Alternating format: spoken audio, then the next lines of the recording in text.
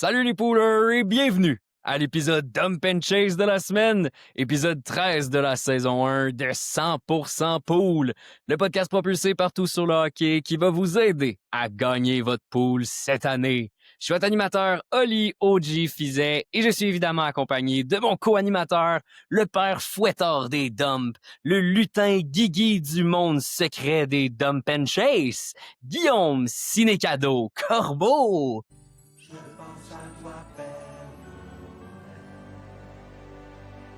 Corbeau, comment ça va? Joyeux Noël. On commence Joyeux bien. Noël! Déjà, on arrive en décembre. Joyeux Noël. Merry Christmas, Guy! On commence bien, c'est bientôt. Reste 3 semaines quasiment avant les vacances. Fait que ça va bien, ça peut pas mal aller. Une belle petite neige, on a fait de la sapin en fin de semaine. Regarde, tout est beau, la vie est belle. Fait qu'on est prêt pour attaquer ces prochaines semaines jusqu'au fait qui va être dans des poules de hockey, du moins un moment très important, un moment charnière. Déjà, là, dans certaines de mes poules, il y a déjà des écarts qui se creusent. Donc décembre, habituellement, c'est un gros mois pour faire des moves. Après ça, il y a moins de momentum. Puis des fois, il y a des DG qui répondent plus. Fait que ça arrive absolument en janvier, ça. Sont partis dans belle famille, ça écoute plus, ça met le téléphone si on n'a pas dérangé. Mais effectivement, il va quand même avoir du hockey. Puis tu l'as dit, écoute, c'est le début de Noël, on est déjà en décembre. Je me suis dit qu'une petite thématique ciné-cadeau pour le reste de la semaine et des épisodes cette semaine, ça va être ma petite thématique parce que je suis un grand fan de ciné-cadeau. Aujourd'hui, à l'épisode de Dump and Chase, on va vous conseiller 4 joueurs à jeter et 4 joueurs à aller chercher. Mais si jamais on n'a pas nommé un des joueurs que vous hésitez à jeter ou à aller chercher, n'hésitez pas à vous abonner à nos pages YouTube, Instagram et TikTok à 100 Pool Podcast. Écrivez-nous en commentaire, en DM, ça nous fait toujours plaisir de vous répondre. Surtout que la semaine dernière, on a connu une de nos meilleures semaines avec une vidéo d'ailleurs sur Andrei Kuzmenko, le camarade qui ne va pas bien, qui a très bien fonctionné. Fait que merci énormément à vous. Ça nous fait vraiment plaisir, surtout c'est un beau cadeau avec Noël qui arrive bientôt. Et pour commencer cet épisode, on commence avec un joueur avec les Golden Knights de Vegas. C'est pour ça que je porte mon fameux chandail de Vegas que mon cher papa, petit shout-out à lui, écrivez à vos papas et à vos mamans. C'est lui qui me l'avait ramené de Vegas. Thanks, Dad! Noah Hanifin, qui, on pensait en début d'année, allait peut-être bien performer, prendre la place peut-être d'un Shea Theodore qui, on savait pas s'il allait être blessé cette année comme d'habitude, mais Shea Theodore est toujours là et Noah Hanifin ne performe pas. Ce qui est dommage avec Hanifin, c'est qu'il tire vraiment beaucoup cette saison. C'est sa meilleure saison, en fait, en carrière en termes de tir par match. Et la rondelle n'entre tout simplement pas dans le filet.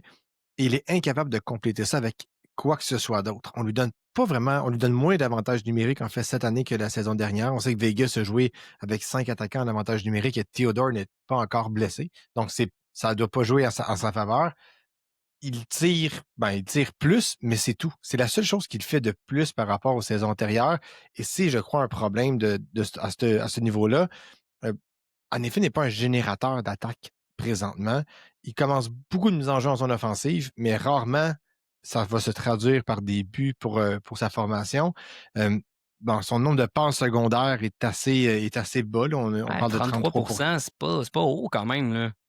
Non, mais c'est comme si tous les indicateurs, il pourrait avoir une passe de plus. Il reste que juste 4 points en 15 matchs. Peut-être que Dump, c'est un peu fort. C'est-à-dire que je pèse fort sur le crayon. C'est vraiment pas un joueur que j'apprécie beaucoup, Hanifin, mais c'est comme si c'est une option de rechange continuellement. Et donc, il n'est pas mis dans les meilleures propensions. Vegas a une excellente équipe, une très, très grosse attaque. Il est incapable d'aller récolter ces passes-là, ces points gratuits qui traînent par terre. Il n'y a pas d'avantage numérique. C'est pas un défenseur c'est pas le défenseur numéro 1 de Vegas, c'est vraiment Theodore qui est là. Donc, pour moi, Hanifin, je ne vois pas un endroit dans lequel il va pouvoir vraiment progresser. Et quand on regarde son nombre de tirs par match, il y a des matchs où c'est 3, 4, 5 lancés et des matchs qui en fait juste un. Puis il y a plus de matchs à 1 tir que de matchs à 5 tirs. Donc, ça finit par me dire que c'est juste des gros matchs puis des petits matchs? J'ai pas confiance. Est-ce que ce joueur-là va rebondir? Il pourrait avoir un point de plus puis un but de plus peut-être. Mais est-ce que 615 pour Hanifin, c'est vraiment raisonnable? Moi, je pense que c'est pas à la hauteur des attentes. D'autant plus que Pietrangelo n'est pas là cette saison. Il est vraiment choisi dans beaucoup, beaucoup, beaucoup de pools. 72% sur Fantrax, 50% sur Yahoo. C'est beaucoup. Pour vous donner 4 points en 15 matchs, c'est vraiment décevant. Là. So disappointed. il y a des joueurs meilleurs que ça sur le waiver wire. Si vous avez un pool que vous pouvez changer des joueurs à chaque semaine, Noah Neffin, à part vous donner une coupe de blocs, si vous êtes dans un pool de catégorie, niveau des points, écoute, je comprends qu'il y a eu une game à 27 minutes, mais son temps de jeu en supériorité numérique est passé de dans les 1 minute et plus à du 0 ou du 7 secondes. Il joue beaucoup plus en désavantage numérique. On l'a dit, quand il y a des défenseurs qui jouent beaucoup de minutes en désavantage numérique, ça vient nécessairement impacter leur performance offensive parce qu'ils vont jouer beaucoup de minutes en défensive et donc pas justement dans des propensions offensives. Donc, c'est ça le problème. Puis il y a une régression dans son rôle offensif, c'est-à-dire qu'il a commencé l'année avec un. Fait, quand on regarde ses chiffres globalement, on est comme mais tu sais, il va finir par rebondir. Mais si tu regardes, par exemple, ses 5 derniers matchs, il y a 8 lancés en 5 matchs. C'est vraiment rien d'extraordinaire. Il n'y a aucun point d'avantage numérique, évidemment. Il joue 45 secondes en avantage numérique. Oui, il va jouer. Il joue 23 minutes par match, mais ce ne sont pas des minutes de qualité offensive. Donc, pour un pool de hockey, ça n'a pas son utilité. Pour Vegas, clairement, c'est la meilleure façon qu'ils ont trouvé de l'utiliser. Mais moi, dans mon pool, je trouve que la tangente de l'utilisation d'Anifin me dit que c'est le temps de m'en départir. Si vous êtes capable de l'échanger, tant mieux. Sinon, si vous voulez le garder, soyez patient parce que ça peut être très long avant qu'il fasse un point. C'est mon premier dom du jour. Mon deuxième dom de la journée, ça va être un autre défenseur qui, écoute, moi, souvent, j'ai parlé de mon ami Corey Biondi, qui est un fan des Bruins de Boston. I hate the Boston Bruins. Il avait déjà dit à quel point, lorsque Hampus Lindholm était blessé, les Bruins jouaient bien et lorsqu'il revenait au jeu, les Bruins performaient mieux. C'était un peu vrai. J'avais remarqué quand même une tangente statistique qui prouvait un peu son point, mais dernièrement, Hampus Lindholm et plusieurs joueurs même des Bruins de Boston. On ne va pas parler de Pavel Zacha ou même de Casey Middlestat. Mason Lohrei ne joue pas très bien non plus. Et tout ça en l'absence de Charlie McAvoy. Hampus Lindholm, dans le fond, n'a pas pris la place de Charlie McAvoy pendant sa blessure à la mâchoire. En fait, le dump vient tout simplement de ça. C'est que McAvoy est blessé. Lohrei ne fait pas partie des bonnes grâces de l'état-major des Bruins, du moins dans l'utilisation, et on donne toutes les minutes potentielles qui existent à Lindholm. Je comprends que Pasternak est sur la touche. On s'entend que ça a un impact, évidemment, sur une production, mais à un moment donné, il faut que tu aies grappillé des points à gauche et à droite quand tu es un défenseur qui est utilisé comme un défenseur numéro 1, et c'est ça qu'on a avec Lindholm en ce moment. Il joue comme un défenseur numéro 1 en termes d'utilisation en avantage numérique et en temps de glace, et il a fait aucun point à ses 5 derniers matchs. Donc, à un moment donné, le gars n'a pas cette fibre offensive-là. On croyait en début de carrière qu'il l'avait. Il ne l'a pas. Moi, c'est un dom. Du moment que McAvoy revient, c'est impossible que Lindholm fasse plus de points. Il n'y a aucune chance. Lohrei peut quand même combler les portions offensives aussi. Lindholm, c'est un défenseur numéro 2 je pense, dans le type de joueur qu'il est, avec un rôle définitivement plus défensif qu'offensif. Donc, c'est un dom juste parce qu'on lui donne les chances et il n'est pas capable de marquer. Donc, c'est un peu comme Jordan Will avec les Canadiens de Montréal en, je sais pas, 2017, j'ai aucune idée, où est-ce qu'il joue en avantage numérique et qu'il était juste pas capable de faire des points. Inutile, le temps d'avantage numérique, c'est un métrique, c'est une façon d'évaluer si un joueur a plus de chances ou non qu'un autre de faire des points. Dans le cas de Lindholm, il a plus de chances et il ne les fait pas. À un moment donné, c'est un dump Hampus Lindholm. Let's dump him, yeah? Yeah, let's dump. C'est dommage. J'y croyais, là, honnêtement, quand j'ai vu McAvoy blessé, Lohrei qui était healthy scratch, juste pour laisser sur la passerelle, pour utiliser un terme plus francophone. Je voyais en Lindholm la possibilité d'aller chercher certains points. C'est jamais arrivé. Donc, voilà, c'est dommage, mais goodbye, Hampus Lindholm. Et on passe au troisième joueur à jeter, à dumper d'une équipe qui, écoute, ne marque plus. Ils ont 4 buts à leurs 3 derniers matchs. Et c'est le camarade Maxime Chabanov des Islanders de New York. On avait parlé quand même en début de saison sur le podcast de Emil Heinemann, Bo Horvat, même Jonathan Drouin, qu'on avait dit aller chercher parce qu'ils étaient sur une belle lancée à ce moment-là. Mais en ce moment, du côté des Islanders, écoute, tout le monde est très, très, très, très froid. Même Matthew Barzal est un peu froid en ce moment. Ça va moins bien chez les Highlanders et Maxime Chabanov, qu'on pensait peut-être qu'il allait prendre la place sur un des 3 premiers trios, finalement, n'a pas pris sa place du tout. L'utilisation qu'on fait de Maxime Chabanov est vraiment sporadique. Donc, on va le faire jouer beaucoup, on va l'arrêter, on va revenir. Puis Chabanov est un joueur j'allais dire de séquence, même pas de séquence, c'est de match. Donc, quand il y a un bon match, tu le fais jouer, il va chercher ses points. Quand il y a un mauvais match, c'est terminé. C'est un Pierre Dagenet des, des Islanders de New York. Tu regardes dans les 8 derniers matchs, il y a 4 points en 8 matchs. Tu vas dire, écoute, c'est un résultat qui est raisonnable quand même pour une recrue. Mais il les a fait dans seulement 2 rencontres. Il y a un match de 3 points, un match d'1 point, et c'est tout. Fait qu'il y a quand même 6 matchs là-dedans qu'il n'a pas fait de points. Puis c'est ça qui est problématique. C'est pour ça que pour moi, c'est mon dump, un de mes 4 dumps de la journée. C'est parce qu'il est incapable de produire sur une certaine séquence. Je préfère un joueur qui va me faire 4 points en 4 matchs, ben, dans 4 matchs différents, que d'avoir un joueur qui va les faire en 2 seules rencontres parce que c'est super dangereux. Du moment qu'il tombe dans une léthargie, c'est interminable.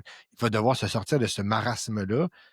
L'entraîneur ne peut pas l'utiliser. Il y a une seule et unique vocation, c'est une vocation offensive, puis il fait ses points dans le même match. Fait que, c'est c'est ça. Voilà. Mais on parlait de power play avec Noah Hanifin. Dans ses 3 derniers matchs, on l'utilise un petit peu plus. Je disais qu'on ne le mettait pas sur les 3 premiers trios. C'est évidemment peut-être le moment où je dis le daily reminder, de daily face-off, de faire attention des fois, parce qu'effectivement, tu l'as dit, ça dépend de son utilisation. En ce moment, on l'utilise à du 15, même 22 minutes, il y a 2 matchs.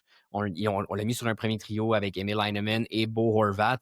Dans les 3 derniers matchs, il a joué énormément de temps à power play. Il y a eu un point, d'ailleurs, dans le match contre Philadelphie le 28 novembre. C'est pas qu'il tire pas non plus. Il y a quand même quelques matchs à 2 tirs, 3 tirs. Tu penses pas que c'est peut-être un peu tôt tirer la gâchette sur lui directement comme ça? Les Islanders cherchent des solutions. Je veux dire, quand tu regardes le premier trio en avantage numérique qu'ils ont eu lors du dernier match, il y avait Endersley sur ce premier trio-là. C'est qu'on on tente de trouver une façon de marquer des buts. Du moment que, moi j'allais dire les gros canons, c'est pas les gros canons du côté des Islanders, mais que les petits canons des Islanders vont se mettre en marche, Chabanov est le premier qui va être sacrifié. Donc, à moins que ce soit lui le canon, mais il a jamais il ne nous démontre pas présentement qu'il est capable de marquer des points sur une base régulière, ce qui est un problème dans une équipe de hockey traditionnelle, là, pas juste dans un pool. C'est aussi dû à la blessure de Cal Palmieri, d'ailleurs, qui, écoute, on peut se parler quand même juste un petit 30 secondes de sa fameuse passe après s'être blessé à son ACL en revenant sur le banc. C'était quand même vraiment incroyable comme séquence. J'ai pas vu ça souvent, un joueur qui a le genou lâche puis qui est quand même capable de reprendre la rondelle. Le pire, c'est que, bon, il a pas vu la séquence. Oui, il a fait un revirement, il a créé un revirement. Il a pris la rondelle, il a dribblé, parce qu'il n'a pas juste fait c'est pas de débarrasser de la rondelle. Il a dribblé une petite passe du revers. Je veux dire, quel pro. Il est hâte pour la saison par Mary, qui était probablement une de mes découvertes de la saison. Je suis très déçu, pour mes poules, d'avoir par Mary, le dropper. Ça en est un autre à dumper, mais bon. Dumper pour blessure, on n'en parle pas. Fin de la parenthèse sur Palmieri. Au suivant et le prochain dump, écoute, déjà que c'est pas facile de trouver des défenseurs dans un pool de hockey. On vous dit d'en dropper 3 sur les 4 qu'on vous conseille de dropper aujourd'hui. Et celui qu'on dump, le dernier, c'est Owen Power avec les Sabres de Buffalo. On va pas vous parler de Mattias Samuelsson, on peut quand même y toucher un tout petit peu parce que c'est lui en ce moment qui est mis sur un premier duo avec Rasmus Dahlin. Je ne sais pas ce qui s'est passé ou ce qui se passe avec Owen Power parce que lorsqu'on regarde sa progression en termes de production offensive, elle est relativement constante. Nonobstant les 8 matchs qu'il a joués en 2021-2022 à la fin de sa deuxième saison là, dans la NCAA. C'est un joueur qui est passé de 36 à 36 points en termes de pacing, puis ensuite 42.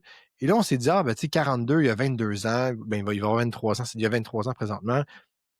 Il va avoir une certaine une linéarité dans sa production, une certaine constance dans sa production. Et au contraire, c'est la pire saison de sa carrière. Les Sabres vont pas bien, tu vas me dire. Est-ce qu'ils ont déjà bien été dans les 3-4 dernières saisons? La réponse, c'est non. Fait que c'est pas une excuse qu'on peut utiliser pour Owen Power. Il tire juste moins. Il tire 1,3 fois par match. Il joue un petit peu moins, 1 minute de moins, mais tu sais, c'est pas un fait qui est marquant. Quand on regarde ses passes secondaires, 60% de ses passes sont des passes secondaires. Donc, bon, c'est pas atroce pour un défenseur, mais il y a aucune, tu sais, il y a aucune correction mathématique qui va avoir lieu dans cette catégorie-là. Il joue plus avec Darlin, il joue avec Connor Timmins. Fait que c'est pas là qu'il va aller chercher ses points. Fait que quand on regarde ça avec le big picture, on se demande vraiment comment il va faire pour rebondir. Samuelsson joue du très bon hockey avec Darlin. On a Bowen Byram aussi qui est là, qui n'a pas une grosse saison, mais qui n'a pas une mauvaise saison non plus. Exact. c'est quoi la place à Owen Power? Si on dit que Lafrenière est un bust, Owen Power... si on parle de Slavkovski aussi, qu'on est ça, des fois déçus à Montréal, crime là-bas, c'est ça. Moi, ce serait déjà la panique à Montréal en parlant d'Owen Power. Vous pensez que c'est difficile de parler de Davin Ridebacker? Et là, j'aurais pas voulu avoir Owen Power à Montréal pour.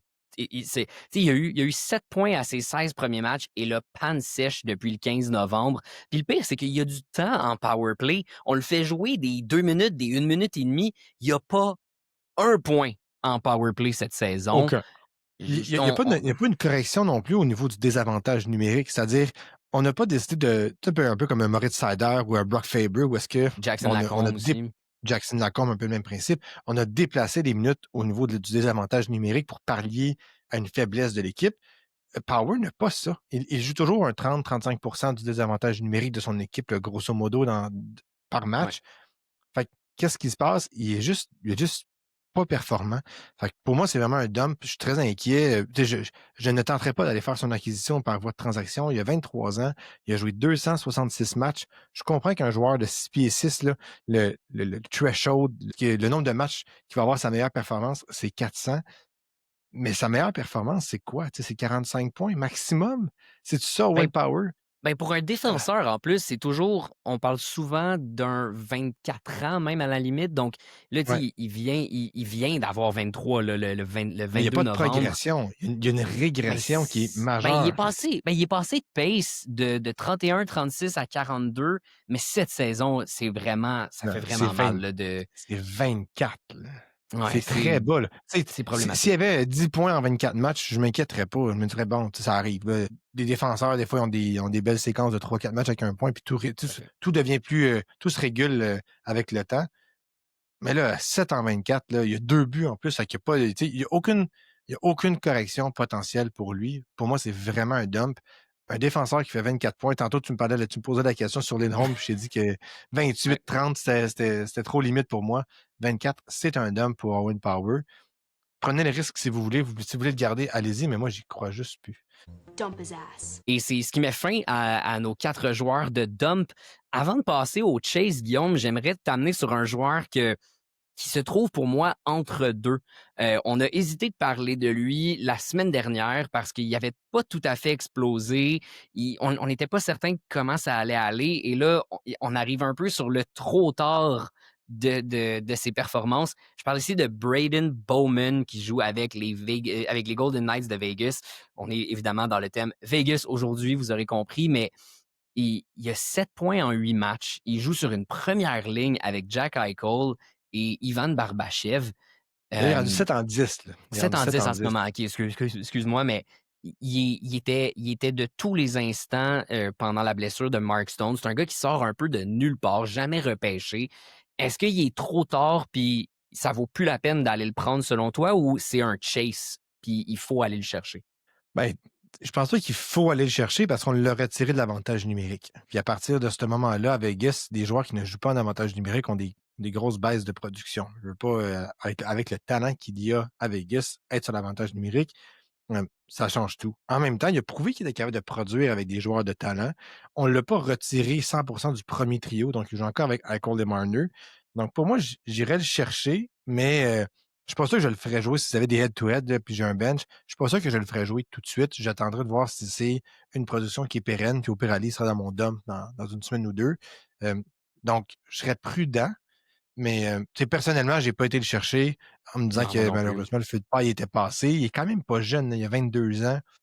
Il y en a eu des comme ça, là, des Kyler Yamamoto là, qui ont fait des grosses saisons, qui sont arrivés dans la Ligue nationale, qui ont commencé leur carrière parce qu'ils jouaient avec des joueurs de talent. Il est aussi quand même protégé. Il commence quasiment à 70% de ses mises en jeu en zone offensive là, ou pas loin. Là. 20% de ses tirs en plus rentrent sur 2 tirs par match. Je sais pas. Je pense que rendu où on en est en ce moment, je pense que ça vaut plus la peine d'attendre au lieu de l'ajouter tout de suite. Vous voyez ce qui va arriver, puis on s'en reparle dans une semaine. C'est exactement. C'est ni un dump ni un chase. C'est un je le regarde aller puis je prends une décision éventuellement. All right. Ben, passons au chase maintenant.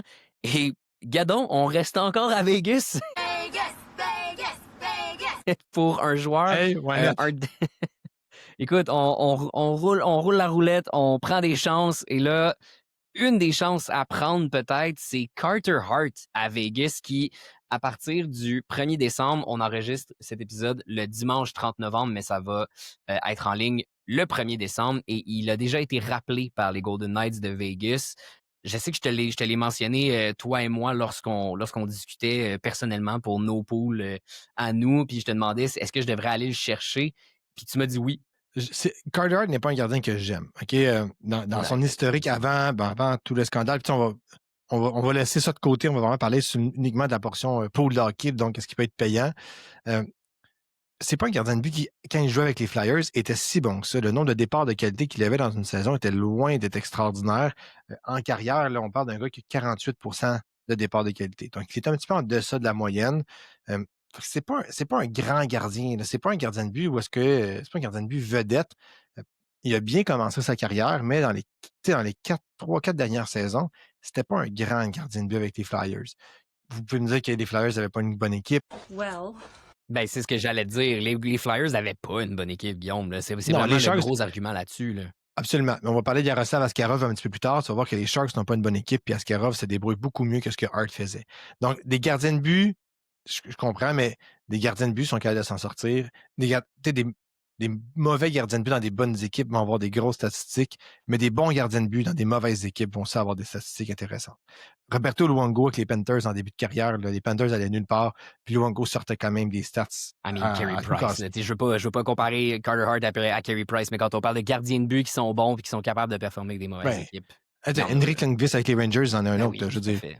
Quand c'était Derek Stepan puis Brassard, là, qui étaient les deux dynamos offensifs avec Callahan, puis je me rappelle plus c'est qui. C'était pas des grosses équipes, puis pourtant les Rangers faisaient les séries. Mais selon toi, Carter Hart, avec Vegas, justement, parce qu'il va avoir une bonne équipe devant lui, donc ça va l'aider justement à avoir un peu plus de valeur, puis ça vaut la peine de prendre une chance.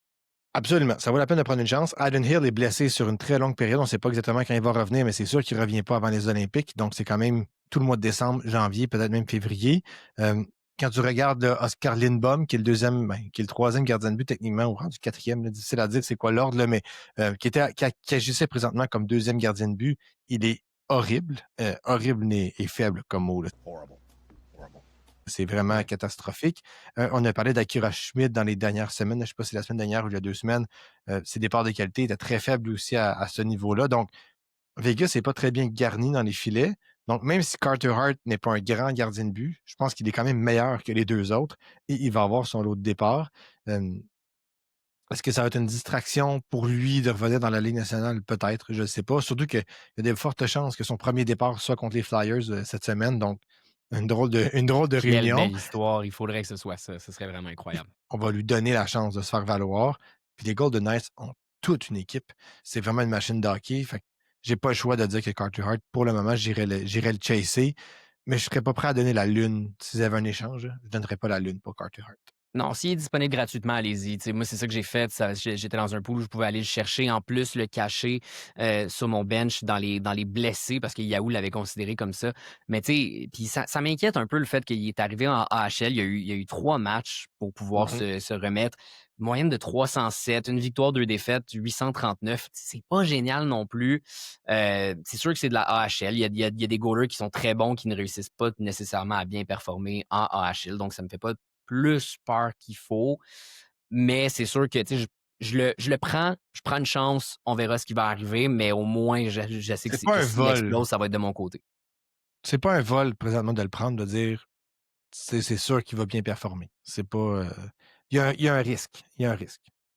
Et là, prochain joueur Chase, le deuxième de cet épisode, à aller chercher Jake DeBrusk avec les Canucks de Vancouver. Jake DeBrusk, pour moi, on a parlé beaucoup de Elias Pettersson sur le podcast et de d'autres joueurs, de Kiefer Sherwood aussi. Jake DeBrusk, je l'ai jamais vu comme étant une vedette, un joueur qui était une superstar capable de faire plein de points. Il joue pas trop mal cette saison. En ce moment, je pense qu'il est dans un petit creux depuis 3 matchs. Mais pour toi, tu voudrais aller le chercher quand même en ce moment. Il shot et qui tire au but, Jake DeBrusk. On est à du 2,8 tirs par match. Il y a 8 buts en ce moment, qui a donc un taux de tir là, qui frôle le 11%. Donc, il n'est pas trop bas, mais il pourrait être un peu plus haut aussi. Il est dans un creux de vague, comme tu dis. Il n'y a aucun point à ces 3 derniers matchs bon, ça dépend de comment vous le voyez. Là. Des fois, c'est bon, mais c'est peut-être le moment de le dumper parce qu'il ne va pas bien. Moi, au contraire, c'est un gars qui marche par séquence. Donc, quand il y a des bonnes séquences, si vous voyez avant ces 3 matchs-là qu'il n'y avait pas de points, il en a récolté 5, 7 points à 8 matchs. Fait qu'il y a eu une très, très bonne séquence. Ensuite, il s'est éteint. Avant ces 7 points à 8 matchs, il y a eu une séquence de 5 matchs sans points. Fait que c'est vraiment un gars qui marche par séquence. Et quand tu veux aller chercher ce genre de joueur-là, c'est quand il commence à s'éteindre. Et Vancouver, en ce moment, avec les Canucks, ils ne vont pas particulièrement bien par les temps qui courent, mais DeBrusk continue à tirer. Dans le match contre les Sharks, il y a eu 5 tirs. Tu vas me dire, il n'a rien fait contre les Kings, mais les Kings, c'est une équipe qui est un peu très hermétique. Ouais. N'en demeure pas moins que DeBrusk est un joueur qui tire vraiment, vraiment beaucoup au filet. Il joue en avantage numérique. Il joue avec, pas toujours des gros trios. Là, les trios des Canucks, c'est assez particulier là, comment qu'on les distribue. On tente de mettre du talent sur plusieurs lignes. Mais je pense que DeBrusk est un joueur par séquence. Et la prochaine séquence, on est à 2 ou 3 matchs qu'elle s'enclenche. C'est temps d'aller le chercher pour cette période-là. Une fois qu'il va commencer à redevenir froid, vous pourrez on va le redumper. Il va faire partie de notre dump and chase dans quelques semaines probablement. Mais tu sais, si tu regardes juste tu regardes ses chiffres, là, tu regardes son match par match. Moi, c'est souvent ça que je fais des fois, voir justement les joueurs match par match, comment ils évoluent. Puis tu le dis, c'est un joueur de séquence. C'est un gars qui peut arriver puis te faire une séquence de 4 matchs avec un point, séquence de 3 matchs avec un point, partir pendant 4, partir pendant 3, puis après ça, il revient. C'est vraiment ça. Donc, si vous voyez qu'il est comme ça et qu'il en ce moment, il est dans une séquence de 3 matchs sans points, mais tu l'as dit, il est dû pour au moins un point au moins dans les 2, 3, 4 prochains matchs là, environ. Puis dans l'utilisation qu'on en fait en avantage numérique, c'est constant. Donc, on lui donne toujours... Tu sais, la constance fait qu'éventuellement, tu sais qu'il va finir par revenir. Donc, même dans sa dump de 5 matchs où est-ce que rien n'allait, on a continué à le mettre en avantage numérique. On a continué à lui donner du temps de glace. On ne l'a pas assis sur le bout du banc. Ce qui veut dire que même quand il connaît une autre léthargie, on va lui redonner du temps de glace. Il y a cette constance-là. Les Canucks n'ont pas beaucoup de power offensif. DeBrusk est un des seuls joueurs qui est capable de marquer des buts dans cette équipe-là. Puis il tire quand même beaucoup. Bah, quand c'est un gars tire... Attends. C'est le seul. Kiefer Sherwood est un de leurs meilleurs marqueurs en ce moment. Brock Besser n'est pas piqué des verres. J'ai pas dit le seul, j'ai dit un des seuls. Un des seuls. Tu peux pas compter sur Kiefer Sherwood. Oui, mais Carter Garland est blessé. Il est on and off du line-up, excusez l'expression, mais depuis plusieurs matchs. Tu peux pas compter sur Elias Pettersson. Brock Besser n'a pas une grosse saison. Kiefer Sherwood joue par-dessus la tête. Je veux dire, les joueurs que tu m'as nommés, c'est tous des gars où, à part Peterson, peut-être qui serait sur le deuxième, peut-être même troisième trio dans la majorité des équipes gagnantes. Fait que je considère ça pas comme du power. DeBrusk fait partie de ces joueurs-là qui étaient entre la 2 et la troisième ligne. Avec les Bruins, ça a été ça longtemps. Donc, c'est ça les Canucks de Vancouver. C'est parce qu'il y a un manque de constance. Troisième joueur à aller chercher. On hésite entre 2 joueurs ici à vous conseiller à aller chercher. Une des raisons pourquoi on vous conseille certains joueurs plutôt que d'autres, c'est parfois des fois par rapport à leur utilisation ou autre. Des fois, c'est aussi parce qu'il y a des blessures, puis c'est peut-être le bon moment d'aller les chercher parce qu'ils vont prendre la place de blessés. Et ici, on parle de Braden Schneider et possiblement Vladislav Gavrikov. Est-ce que c'est ça son nom? C'est moi qui s'est trompé? Non, c'est exactement ça. Vladislav Vlad Gavrikov, le camarade. C'est trompé de nom, savoir... mais tu veux camarade quand même, c'est ça. Quand même. Est-ce que Gavrikov et Schneider avec les Rangers, lequel va prendre la place dans le fond de Adam Fox qui lui est blessé? On a de la qui tu nous conseilles entre les deux? Qui, selon toi, va prendre cette place-là? Je pense qu'ils sont disponibles souvent sur Yahoo, sur Fantrax, ils sont pas souvent choisis. Donc, il y a une bonne chance ici pour trouver une perle pour aller remplacer Adam Fox peut-être sur un avantage numérique, à moins qu'il y aille à 5 attaquants. C'est ça l'affaire. C'est qu'il y a de fortes chances qu'on y aille à 5 attaquants. Vincent Trocheck est de retour. Donc, on aurait Trocheck, Panarin, Miller, Lafrenière. Et là, le 5e attaquant, ça pourrait varier. Est-ce qu'on essaie Gabe Perreault? Est-ce qu'on va essayer Will Cool? Il y a quand même, j'allais dire, beaucoup de choix. Il y a moins de choix qu'il y en avait du côté des Rangers, mais il y a quand même certaines possibilités. Ou bien, si on y va avec un défenseur, les chances que ce soit Schneider sont plus grandes parce qu'on l'a essayé en début de saison. Parce que ce qu'il faut savoir, c'est qu'Adam Fox jouait les 2 minutes d'avantage numérique à tous les avantages numériques des Rangers. Donc, il était vraiment là sur les 2 vagues du jeu de puissance. Je veux dire que la première vague du jeu de puissance des Rangers est pas mal tout le temps là. C'est un peu ça qu'il faut retenir. Donc, je pense que si on y va avec cette optique-là, ça va être Schneider qui va prendre la place. Par contre, c'est sûr que Gavrikov va gagner des minutes. C'est sûr qu'il va jouer plus de minutes dans un match et ultimement, techniquement, devrait aller chercher plus de points. Fait que, tu sais, je pense que je recommanderais les 2 joueurs. Je pense que Schneider représente un plus gros risque parce que là, il y a 1 point en 14 matchs, je pense. Ça, c'est complètement, il n'est pas dans une très, très bonne séquence. Tandis que Gavrikov grappille quand même certains points à gauche et à droite avec les Rangers. Mais Schneider a un profil peut-être un peu plus offensif que Gavrikov. C'est peut-être pousser Bouchard un petit peu de cette façon-là. Mais oui, fait que j'irais peut-être avec Schneider ou encore, vous pouvez regarder du côté de Scott Morrow qu'on est allé chercher. Écoute, c'est ce que j'allais dire, qu'on n'a pas donné la chance à un Scott Morrow qui avait quand même fait 6 points en 14 matchs l'année dernière avec la Caroline. C'est un gars que plusieurs analystes d'espoir disaient qu'il avait de bonnes chances de bien performer dans la Ligue nationale de hockey. Écoute, s'il y a un moment pour essayer Scott Morrow, c'est là. C'est là, mais il y a quand même bien juste 3 points en 12 matchs dans la Ligue américaine. Donc, on ne l'a pas formé offensivement dans la Ligue américaine. Ouais. J'ai de la misère à croire qu'on va l'amener dans la Ligue nationale.